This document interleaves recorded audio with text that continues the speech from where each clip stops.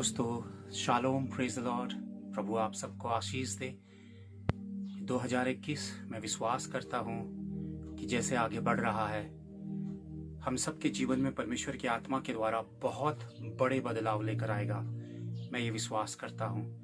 मैं चंद छोटी सी बातें आप लोगों से ये कहना चाहता हूँ कि किसी भी बात से ना घबराने की जरूरत है, ना डरने की जरूरत है।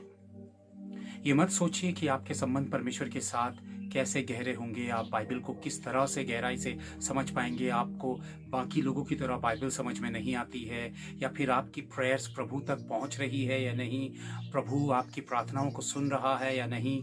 कई आपके अपने प्रिय लोग हैं, अपने फैमिली मेंबर्स हैं, जिनके लिए आप सालों से या दिन रात प्रार्थना कर रहे हैं, उनके व्यवहार के, उनके जीवन के बदल जाने के, या फिर अपने प्रिय लोगों की बीमारी की, उस तकलीफ के बदल जाने या उनकी चंगाई के लिए आप प्रार्थना कर रहे हैं। कि आपका कोई प्रियजन बीमार है, आप उसके लिए सालों से प्रार्थना कर रहे हैं, थक गए हैं, हार गए हैं, बहुत सारी बातों के लिए चिंतित हैं, डर रहे हैं, घबरा रहे हैं।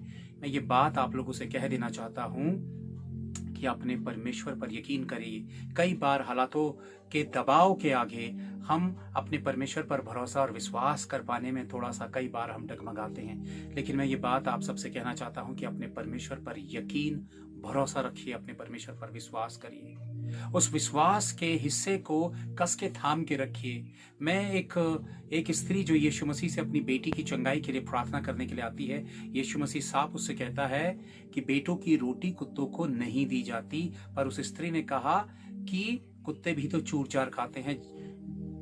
क्यों यीशु मसीह ने उससे ये व्यक्तिगत बात कही? क्योंकि वह अन्य जाति की स्त्री थी, पहली, और दूसरी वो किसी और के लिए प्रार्थना करवाने के लिए आई थी।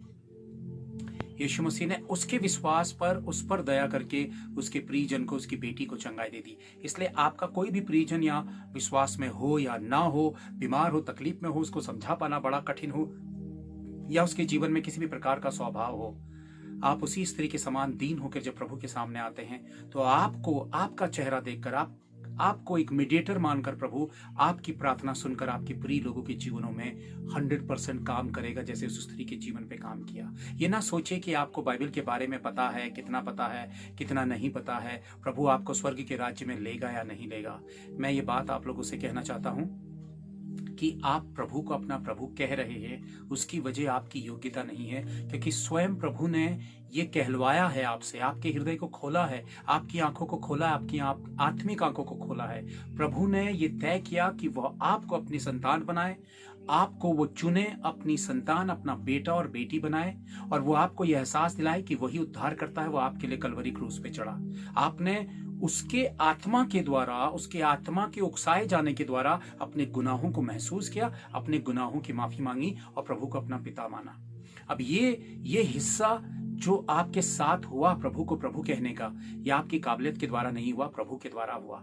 तो प्रभु ने आपको अपना बेटा या बेटी बनाया दोस्तों, वो इसीलिए बनाया क्योंकि वह चाहता था कि वो आपको बचाए और अपनी संतान बनाए। और परमेश्वर ने जब आपको अपनी संतान बना दिया, तो इसलिए नहीं कि आप डरे, भयभीत हो, घबराए, निराश रहे, चिंतित रहे और अपने बारे में हमेशा सोचते रहे कि प्रभु आपको अपनाएगा, नहीं अपनाएगा, स्वर्ग के राज्य में लेगा या नहीं लेगा, आपकी प्रार्थना सुनी जा रही है या नहीं सुनी जा रही। बहुत सारा कंफ्यूजन शैतान जहन पे डालेगा। ये याद रखिए, प्रार्थना आपकी पहली प्राथमिकता है, सबसे महत्वपूर्ण हिस्सा है प्रार्थना, फिर वचन, फिर मनन। प्रार्थना करना, वचन पढ़ना और मनन करना, ये आपकी जिम्मेदारी है, और आप इसको पूरी शिद्दत के साथ, पूरे ईमान के साथ निभाइए। डर मत मानिए, दूसरों को मत देखिए कि बहुतों के पास आत्मा का ज्ञान है या बहुतों के पास वरदान है, आपके पास नहीं है, इसलिए आपको प्रभु ने चुना है या नहीं चुना है। यदि प्रभु ने आपको चुना नहीं होता तो आप प्रभु को कभी प्रभु नहीं कहते, आप प्रभु के खिलाफ खड़े होते।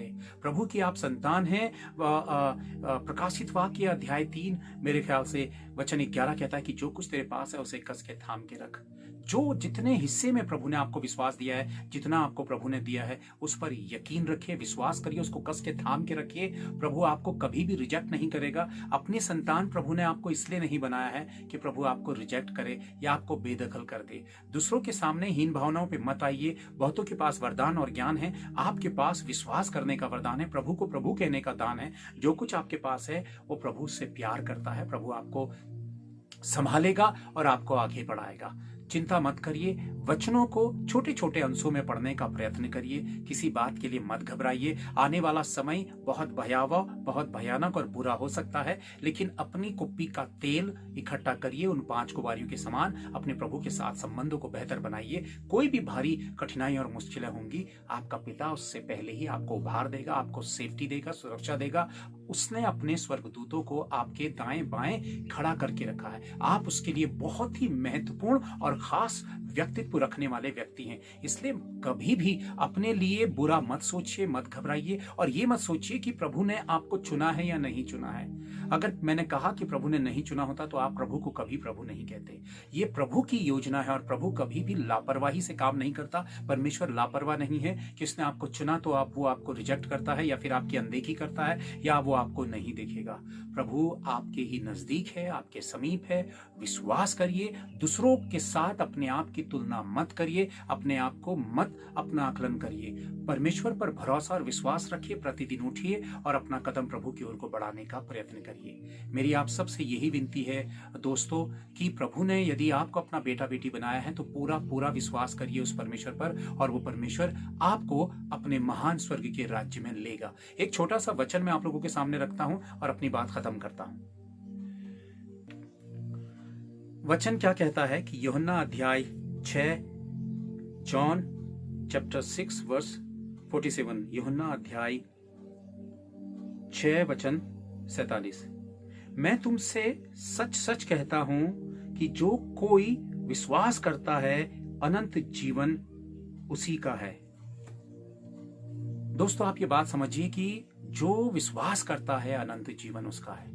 आप प्रभु पर विश्वास करते हैं, प्रभु को अपना प्रभु कहते हैं। आप बहुत सारी चीजें प्रभु से हासिल नहीं कर पा रहे हैं, पर मैं ये बात बता दूं आपको कि भीतर ही भीतर परमेश्वर आपके उस दिन को तैयार कर रहा है। ये मत सोचिए कि आपकी प्रार्थनाओं से कुछ नहीं हो रहा है। भीतर ही भीतर परमेश्वर आपके लिए प्रतिफल और प्रत्युत्तर को तैयार कर रहा है। उसका तय किया हुआ दिन है जिस दिन अचानक आप सोच भी नहीं रहे होंगे, आपका प्रतिफल आपके सामने होगा, आपका रिजल्ट आपके सामने होगा। विश्वास और अपनी जुबान का सही इस्तेमाल करिए। विश्वास करिए कि कोई बीमार अगर चंगा नहीं हो रहा है तो ये मत सोचिए कि प्रभु आपकी प्रार्थना नहीं सुन रहा है। उस बीमारी के लिए प्रतिदिन सजग रहिए, प्रतिदिन समर्पित रहिए और प्रार्थना करते रहिए, प्रार्थना करते रहिए। यह ऐसा ही है कि एक हथौड़े से आप किसी कठोर पत्थर पर चोट कर रहे हैं। ये मत सोचिए कि आपके पास विश्वास है या नहीं। मैंने कहा कि यदि आपके पास विश्वास ही नहीं होता तो आप प्रभु को प्रभु नहीं कहते। इसलिए दुनिया के शैतानी और संसारिक कंफ्यूजन पे मत जाइए, दूसरों को मत देखिए, अपनी आत्मा की गहराई में जाइए और प्रभु के साथ एक पॉजिटिव सोच के साथ एक बेहतर संबंध रखें। प्रभु आपके लिए कभी भी बुरा नहीं सोचता और ना ही उसकी कल्पनाएं आपके लिए और मेरे लिए बुरी हैं। परमेश्वर की कल्पनाएं हमारे लिए भली और अच्छी हैं। प्रभु ने आपको अपना बेटा और बेटी इसलिए नहीं बनाया कि वो आपको नरक में डाले, लेकिन आपकी अपनी व्यक्तिगत जिम्मेदारी है कि आप प्रभु के साथ अपना सच्चा रिश्ता रखें। जो प्रभु पर विश्वास करता है वह परमेश्वर के राज्य में प्रवेश करेगा। यूहन्ना अध्याय 6 वचन 47 आपने देखा।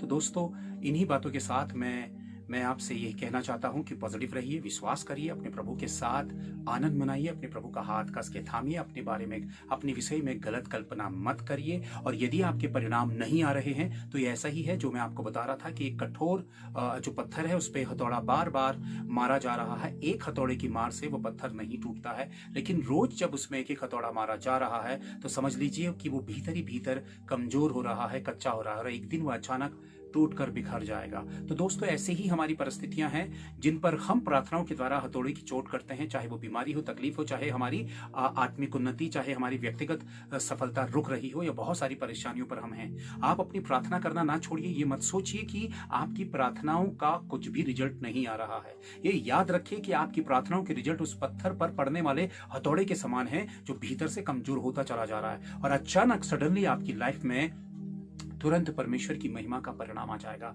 और आप इस बात के लिए हैरान हो जाएंगे। ये याद रखिए, ये कल्पना मत करिए और ऐसी सोच मत रखिए कि प्रभु आपकी प्रार्थनाओं को नहीं सुनता है। परमेश्वर सदा सर्वदा प्रार्थनाओं को सुनता है, लेकिन उसका प्रतिफल और परिणाम उसके तय किए हुए समय के अनुसार आता है और उस परिस्थिति के बीच में वो हमें सिखा रहा होता है। दोस्तों एक विशेष अपील मैं आप लोगों से करना चाहता हूं।